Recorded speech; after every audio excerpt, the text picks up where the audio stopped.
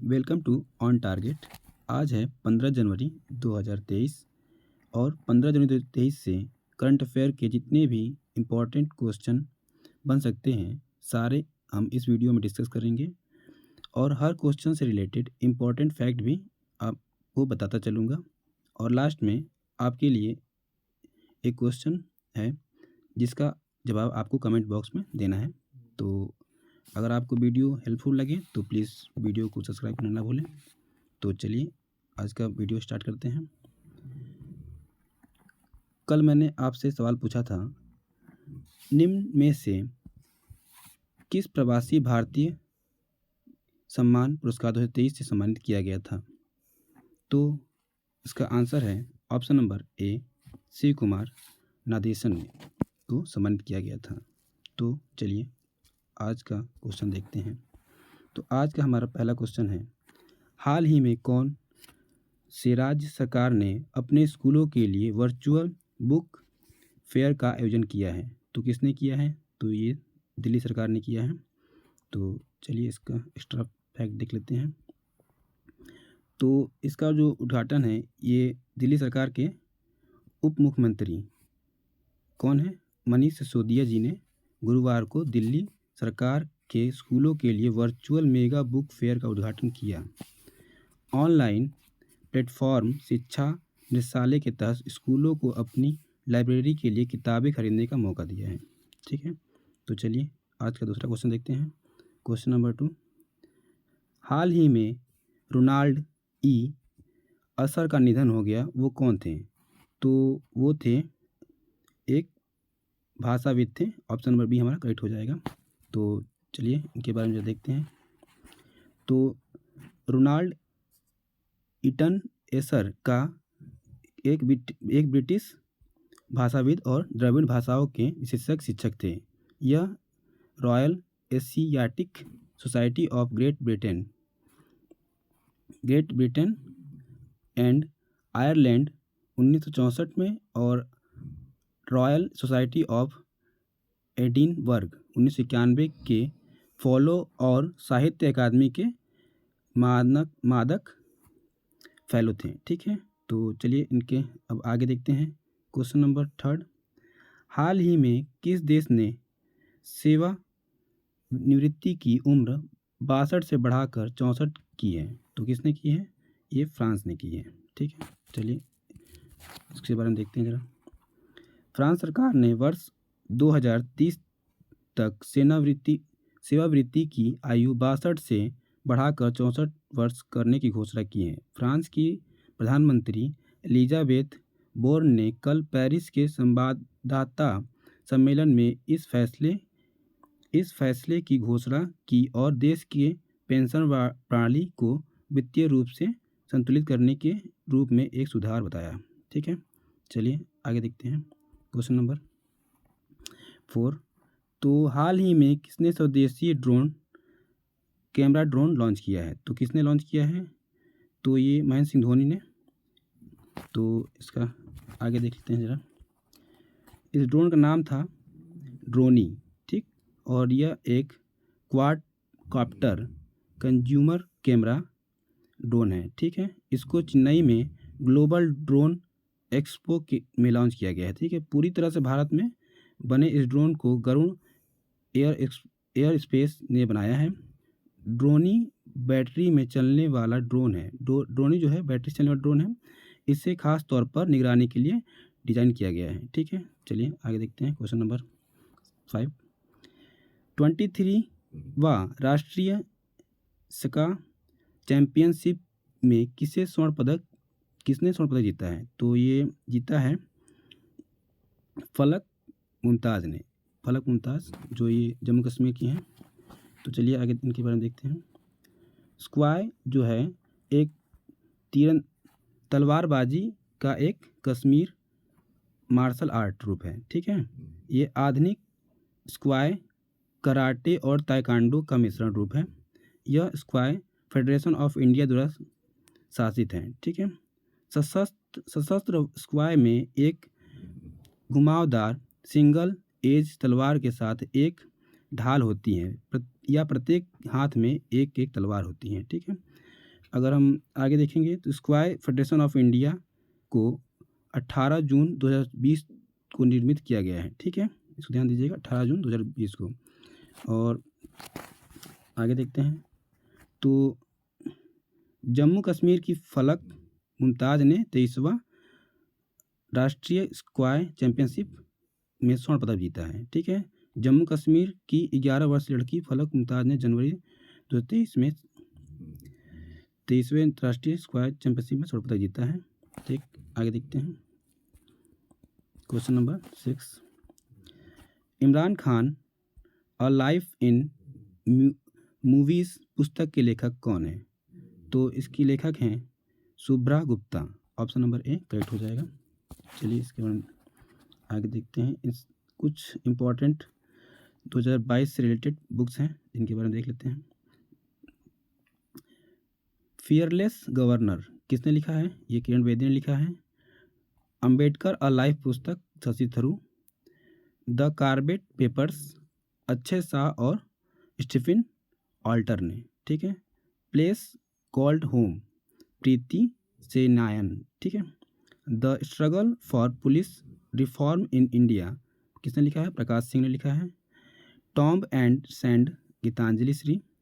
The great tech game Anirudh Puri. ठीक है, अनिरुद्ध सूरी। चलिए आगे देखते हैं क्वेश्चन नंबर 7। तो आज का क्वेश्चन 7 है, किस देश ने जनवरी 2023 को सूडान इबोला वायरस के कारण होने वाले इबोला रोग को प्रकोप की समाप्ति की घोषणा की है? किसने की है? तो ये की है युगांडा ने। ठीक है, और अगर युगांडा की बात करें हम तो इसके बारे में देख लेते हैं जरा।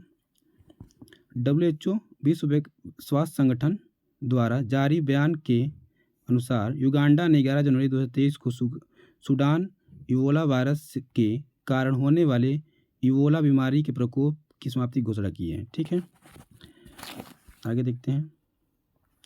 जो युगांडा है उसकी राजधानी क्या है? तो उसकी राजधानी है कपाला। ठीक है, ध्यान दीजिएगा, युगांडा की राजधानी कपाला है और एक लोकतांत्रिक गणराज्य देश है। राष्ट्रपति यहाँ के हैं युवेरी मुसेवेनी। ठीक है, और प्रधानमंत्री हैं अपोलो सिबाम्बी। ठीक है, अपोलो सिबाम्बी। और ये स्वतंत्र हुआ था यूनाइटेड किंगडम से। कब हुआ था? और गणराज्य बना था ये 9 अक्टूबर 1962 को। ठीक, चलिए आगे क्वेश्चन नंबर 8 देखते हैं। सशस्त्र बल भूतपूर्व सैनिक दिवस कब मनाया जाता है? तो ये जो है कब मनाया जाता है? हमारा 14 जनवरी को मनाया जाता है हर साल। ठीक, देखते हैं से इम्पोर्टेंट फैक्ट। तो हर साल 14 जनवरी को भारतीय सशस्त्र बल भूतपूर्व सैनिक दिवस मनाया जाता है।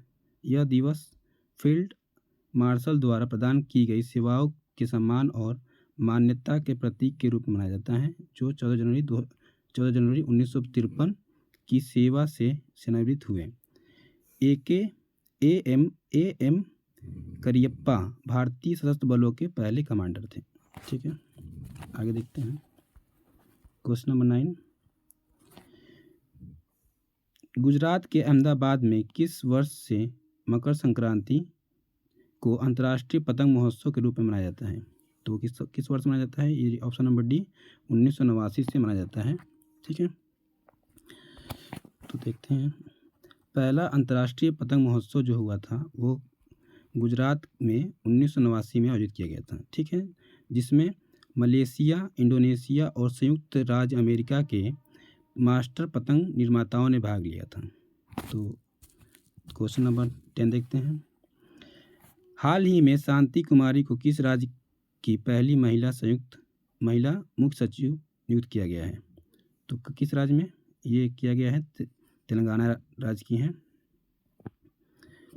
तो ये हमारा हो जाएगा, ऑप्शन नंबर बी करेक्ट हो जाएगा। तो चलिए आगे देखते हैं इनके बारे में। तेलंगाना हाई कोर्ट ने आदेश के बाद वरिष्ठ IAS अधिकारी ए शांति कुमार को तेलंगाना का मुख्य सचिव नियुक्त किया है। वह 1989 बैच की IAS अधिकारी हैं। क्वेश्चन 11 देखते हैं। हाल ही में पेट्रोलियम मंत्रालय ने 1 अप्रैल 2023 से पेट्रोल में कितने प्रतिशत इथेनॉल मिलाने की घोषणा की है? तो ये है 20%, 20%। तो देश में चरणबद्ध तरीके से E20 यानी पेट्रोल में 20% इथेनॉल मिलाकर वाहनों के लिए उपलब्ध कराया जाएगा। इसके पहले चरण की शुरुआत 1 अप्रैल 2023 से होने जा रही है। अगर केंद्रीय मंत्री की बात करें, केंद्रीय पेट्रोल मंत्री हैं हरदीप सिंह पुरी हैं। ठीक, क्वेश्चन नंबर 12 देखते हैं। हाल ही में अमेरिकी सरकार ने कहाँ के 6 पैगाह मकबरों के संरक्षण के लिए फंड देने की घोषणा की है? तो कहाँ के? ये है हैदराबाद के 6 पैगाह मकबरों के लिए फंड देने का घोषणा की है। इसके बारे में देखते हैं जरा। हैदराबाद में 18वीं-19वीं सदी में निर्मित 6 पैगाह मकबरों के संरक्षण और बहाली के लिए अमेरिका द्वारा $250,000 संस्कृति संरक्षण के लिए अमेरिकी दूतावास कोष द्वारा की वित्त सहायता प्रदान की जाएगी।